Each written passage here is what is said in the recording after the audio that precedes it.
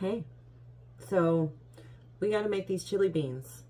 I said that I was going to vlog on TikTok about it, but I didn't make it on Saturday.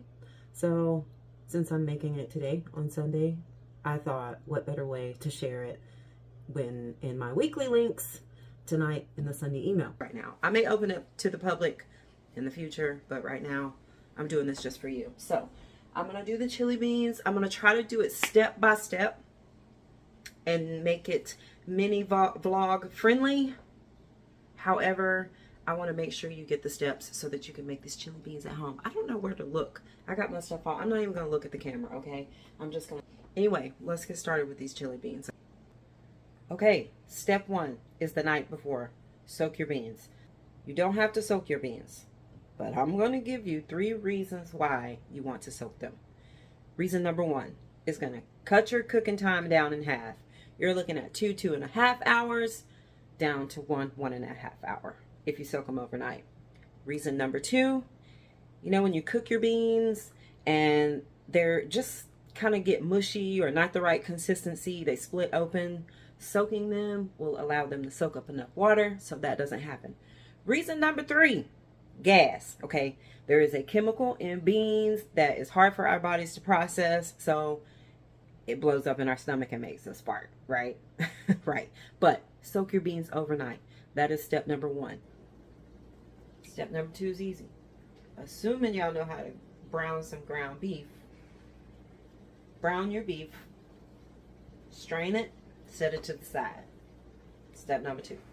I'll show you what it looks like done in a minute. Brown it, strain it, set it to the side. Now you want this well done. No pink, even though it's going to cook in the beans some more. I mean, I guess you could leave it a little bit. I'm going to cook it, okay? Because I want my beef to be dominant in my beans. So, cook, strain, set to the side.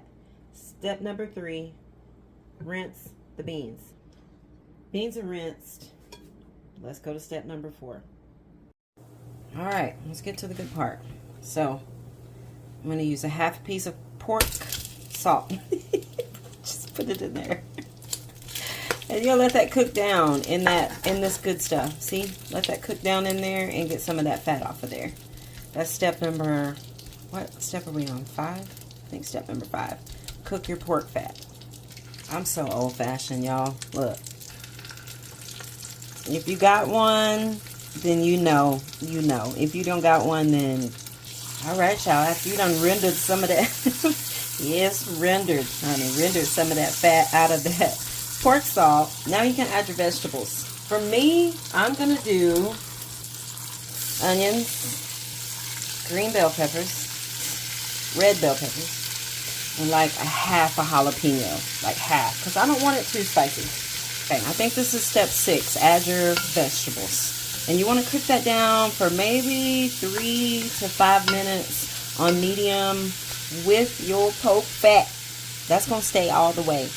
It's ride or die. It's staying to the end. Step number 7. And yes, this gets its own step. Okay, this gets its own step because I think a lot of y'all be forgetting about this step. Step number 7. That fat should have mixed with the residue of that ground beef from earlier. Go on and get that off the bottom of your pan so you don't have to scrape it with a Brillo pad later. Okay? Plus, y'all know what that is?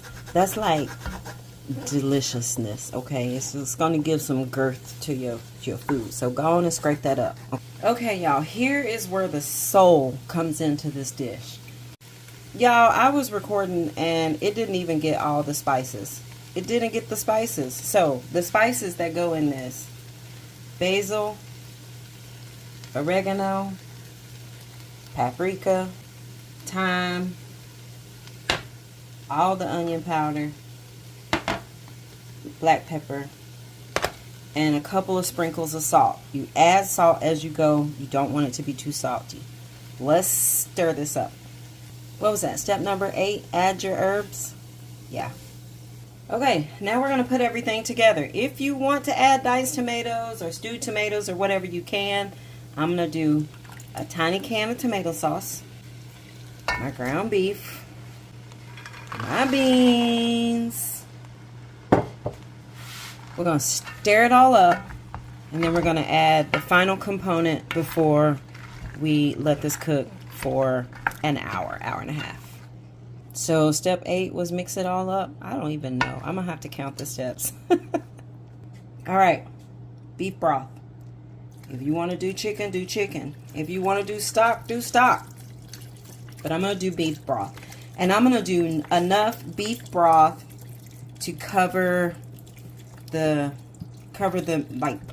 concoction we got going on here, okay? Okay, it should look like a delicious taco soup, but it is not. It is chili beans. So what you're going to do here, step number 9, I think, after everything is all mixed together, you're going to bring this to a rolling boil. Y'all, I forgot one ingredient. You want to put a heaping tablespoon of sugar. I know. Just one, maybe 1.5. Okay, just letting y'all know. You can skip that step. Okay, y'all, this is the low simmer. I told y'all I got it on like 1.5. I'm probably going to move it up to about a 2. Okay, got it 1.5. It tastes good. I did not have to add any more salt because remember, we got this guy. You don't need a lot of salt, okay? Y'all need to stop eating so much salt anyway. So we're going to put this whole thing under cover. And we're going to come out and eat for the Cowboys game, all right? All right, y'all. It's time to eat now. This part is real easy. Number 10, if that's the case. You put your beans, like this, in your bowl. Maybe a little bit more. Yep. Hold up. You gotta get some of that juice now. You gotta get some of that juice so that cornbread can sop it up. And put this little piece of cornbread in there just like that. I'm gonna get me a spoon and some tea, honey. And I'm about to go watch this Dallas Cowboys game. Happy Sunday, y'all.